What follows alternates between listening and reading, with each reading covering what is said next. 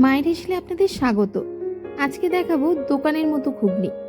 তার জন্য মটর সেদ্ধ করে নিয়েছি। এরপরে কড়াইতে সর্ষের তেল দিলাম। সর্ষের তেল দিয়ে গোটা গরম মশলা ফোড়ন, এলাচ, দারচিনি, লবঙ্গ দিয়ে ডুমো ডুমো করে কেটে নেওয়া আলু দিয়ে দিচ্ছি। আলু দিয়ে তার মধ্যে দিলাম অল্প লবণ এবং চিনি। ভাজা ভাজা একটু হলে তার মধ্যে দেবো পেঁয়াজ কুচি ও লঙ্কা কুচি। এটা খানিকটা ভাজা ভাজা করে নিতে হবে। একটু ঢাকা দিলে তাড়াতাড়ি সেদ্ধ হবে। তারপরে দিলাম 1 টেবিল চামচ মতো পেঁয়াজ বাটা,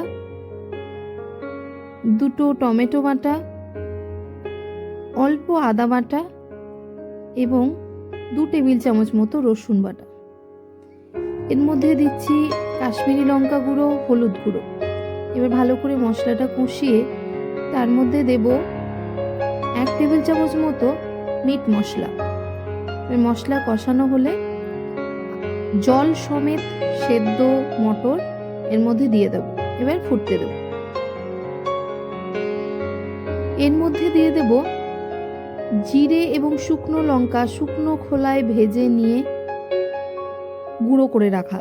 সেই গুঁড়ো ঘুগনির মধ্যে দেব যখন ফুটতে থাকবে। এবার দেখুন ফুটে গেছে। ঘুগনি আমাদের রেডি অ্যান্ড সার্ভড। ধন্যবাদ।